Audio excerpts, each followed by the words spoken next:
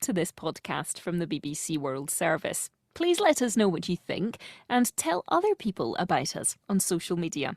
Podcasts from the BBC World Service are supported by advertising. BBC Sounds. Music, radio, podcasts.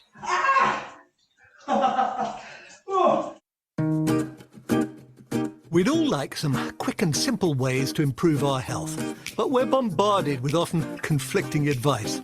So, if you were going to do just one thing to improve your mental and physical well-being, what should it be? Maybe a few squats to enhance your brain, or more bacteria to improve your mood, or even a cold shower to boost your immune system. I'm Dr. Michael Mosley, and this is Just One Thing, where each episode we'll explore one thing you can start doing tomorrow to improve your health or life in ways you might not expect. So I'm about to do something that in less than a minute might help to combat stress, keep you alert and impact your immune system. I'm about to take a really cold shower. I've been doing them for a couple of days now. Right.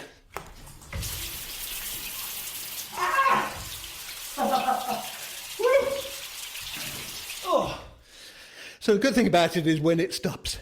Now that certainly woke me up, but is it something that you would be prepared to do? Hi, this is Sandhya and I work as a primary school teacher. Right now my daily routine is not very active. Basically I reach school around 7:30, come back home around 6, have a quick shower, grab some food, watch some telly, do some marking and then off to bed. Guess what? I'm going to have a go at taking a cold shower. Yes, you heard it right. I do love my very hot showers. So hopefully, after this very cold shower, I would come back alive. And it might benefit me in the long run. So we've asked Sandhya to try a cold shower every day. And we've suggested she starts with perhaps 10 seconds at the end of her usual shower to see how she gets on. Every winter, I see photos in the newspapers of people stripping off and swimming in the sea. Are they mad? No, there really is something to it. In fact, there is growing evidence that cold water swimming on a regular basis can boost your mood, lower stress, improve your cardiovascular health, and strengthen your immune system. If you don't live by the sea or a convenient river, you can, of course, also have a lovely cold shower at home. But why might being regularly doused in cold water be good for you? Well, the first time you jump in the sea in winter or have an icy cold shower, it will, not surprisingly, trigger a stress response. You will start hyperventilating, like that. Your heart rate will shoot up and your body will be flooded with adrenaline. Being exposed to lots of stress is not generally a good thing. But if you keep having cold showers or going for cold swims, then gradually over time you will adapt and your stress response will fall, becoming more muted.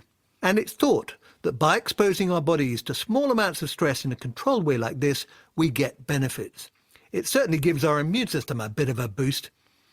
A randomised controlled trial carried out in the Netherlands in the winter months showed that volunteers asked to have a 30-second cold shower every morning took 30% less days off sick from work than a control group who had warm showers.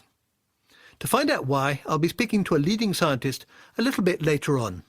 First, let's check back in with Sandhya and make sure she hasn't frozen yet. Hi, this is Sandhya. I'm back again after a cold shower. Well, trust me, it was really freezing. I simply froze. I think my countdown for the cold shower was longer than the actual duration of the shower, which was 10 seconds. I was not looking forward to it tomorrow, but I'll still give it a go. So, Sandhya is doing pretty well so far. Let's see if she can ramp things up a bit and stay a little bit longer in that cold shower. Mike Tipton is Professor of Human and Applied Physiology at the Extreme Environments Laboratory at Portsmouth University. Hi, Mike. I was going to start by asking you about the impact of cold water on the immune system. How good is the evidence and what is it? So the evidence, it varies from people anecdotally saying, I've been open water swimming and I've not had a cold for a year. through to measures of some of the markers of immune function, such as leukocyte levels and immunoglobulin responses. The work we've done is suggesting that people who go swimming have an improved immune function, but that improvement is not limited to people who go outdoor swimming. And the measures of markers of immune function seem to suggest that if there's going to be a benefit to going into the cold, it's arises from a shorter immersion rather than a longer immersion. Well, that is good news, isn't it? As someone who does cold showers, I'm really delighted to hear that. It's very good news. I mean, it kind of points towards the beneficial effects potentially being as a result of skin cooling. Whereas if you stay in long enough for deeper tissues to cool and to get to start moving towards hypothermia, then actually that could be detrimental. What's the bare minimum do you think I can get away with? I think probably quite a lot of it relates to the cold shock response. And that's a response I know you know quite a lot about because you've experienced it. And it's the first minute of immersion where you've got sudden cooling of the skin that results in gasping, hyperventilation, increased heart rate and cardiac output, but also the release of a whole range of stress-related hormones. It's part of the fight or flight response that we evolved as a tropical animal. So I think probably, 1 or 2 minutes. Okay, I was hoping you were going to say less. I saw the Dutch research which suggested that 30 seconds was enough. I built myself up to about 45 seconds so far, but you reckon I should possibly be aiming at a minute? Well, I think not a bad measure of it, because it'll vary enormously, is when you get your breathing back under control. Okay. Now, that could be for you 45 seconds or a minute. The general advice we give when we're trying to protect people from cold water is to stay still for 1 minute to 90 seconds until you get your breathing under control. Now, the other thing which people are very interested in is the effect on mood, and particularly depression. How good is the evidence there? Again, it's largely anecdotal. There are literally thousands of people who will tell you that going into cold water has improved their mood and morale. We've done a case study with an individual who had postnatal depression, and she went through a cold habituation program where she went from being incredibly unhappy to she reported the happiest she'd been in years. A year later, she's still doing open water swimming, is pretty much drug-free and depression-free. The science behind it is in its infancy. I mean, it's quite an exciting prospect in the whole of this area, in that for years we've studied the detrimental effects of cold. But on the other side of this double-edged sword is the possible benefits. And one of ththese benefits seems to be with repeated exposure to cold, you habituate to that cold, which you're in the process of doing, and you suddenly discover that, you're not getting such a large cold shock response. You've got control of your breathing sooner, your heart rate is lower. And as part of that habituation, we think is cross-adaptive to other stressors and is actually anti-inflammatory. And of course, you'll know that inflammation is something which is thought to underpin quite a lot of our modern conditions and problems, from Alzheimer's, depression, type 2 diabetes, etc., etc. Fascinating. So you think that it's probably or possibly working via the inflammation markers in the body? Chronic inflammation is certainly something I associate with aging, and that by having the cold showers, that may be reducing chronic inflammation and therefore, if you like, keeping me a little bit younger. Yeah, and also all of those other conditions that have an inflammatory component are diminished because of the habituation to cold, reducing inflammatory cytokines, and that being cross-adaptive to other situations. Mike, we're obviously at a time when people are a bit obsessed by their immune systems. Do you think everyone should be having a cold shower to potentially protect themselves against COVID? I think it's probably too soon to advocate that as a sort of intervention for the general population. What it's not too soon to do is to establish whether this is an effective intervention. At this moment in time, there is some preliminary evidence, some research, and it's probably not going to do any harm. Maybe a little bit unpleasant, but it's sort of up to you in the end, yeah?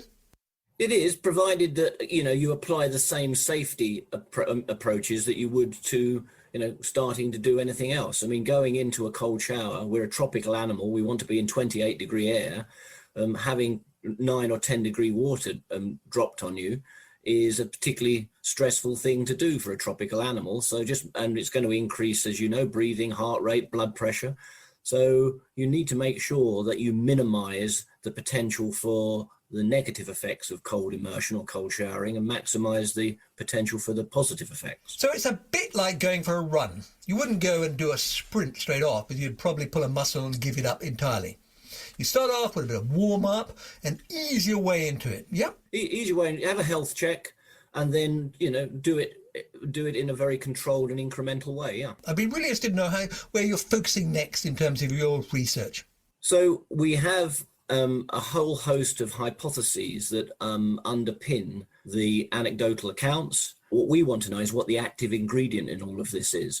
Because if it happens to be cold, and if it happens to be that it's not just a shower that will provide it, it's actually immersion of part of the body, say a cold pressor response from immersing a foot or a hand into cold water, then all of a sudden the beneficial effects, if they're confirmed, and when we confirm them, become much more accessible to other people. It doesn't mean you've got to have a cold shower or go for a swim in the ocean. It means it's just maybe a hand cooling system that you need. Brilliant. So you could just dip your hands into icy cold water and that might make you better or improve your immune system. Yeah, I mean, again, it's a little bit like the exercise story where you can go out and you can run for half an hour, but there's also evidence of, high intensity, short duration training having a beneficial effect. The attraction of this area is actually finding whether or not it can be packaged into an accessible intervention that has beneficial effects. Thank you very much, Mike. I'll try and stick to a minute next time I'm in the shower. Excellent. Now we know a bit more of the background, the reasons why we asked Sandhya to have a cold shower. Let's see how she's got on. I've been having cold showers for over a week now, and I've been mixing and matching it. So basically, sometimes I have a cold shower at the start of my shower, or sometimes I finish off my shower with a cold shower. And it has been fun mixing and matching, but I do feel fresher after having a cold shower, I must say, especially if I have it towards the end. So thank you for this tip, and I'll try to continue it for as long as possible. Right. Whoa. Okay, well, that's a cold shower completed. Today I managed almost a minute, and I could probably have managed a bit longer. I wouldn't recommend plunging into an icy river unless you're properly adapted, but a quick 30 to 40 second blast of cold water at the end of your shower is quite manageable. And as we've heard, while the science behind the benefits may not be that strong just yet, it certainly wakes you up. And I like to think it may also have given my immune system a bit of a shake-up. And I do feel really good afterwards. Now, where are my clothes? So that's it. It's just one thing you can incorporate into your daily routine, which really could benefit your body and life. If you want to hear more of the series, then why not subscribe on BBC Sounds? Next time on Just One Thing, I'll be finding out why learning a new skill or taking up a challenging hobby in middle age sharpens the brain and may even encourage the growth of new brain cells.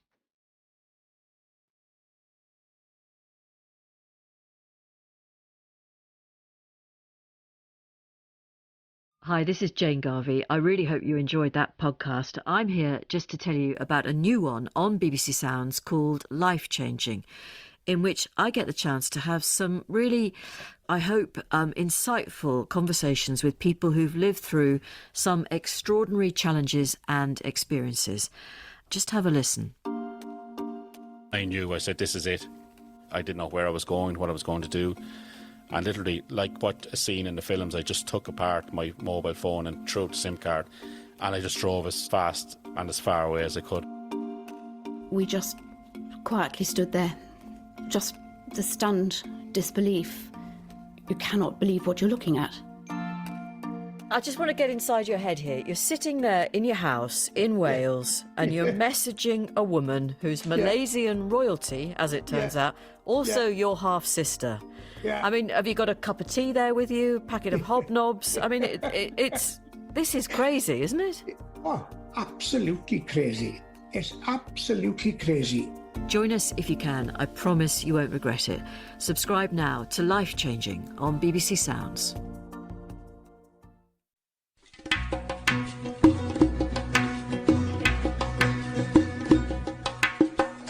Bye.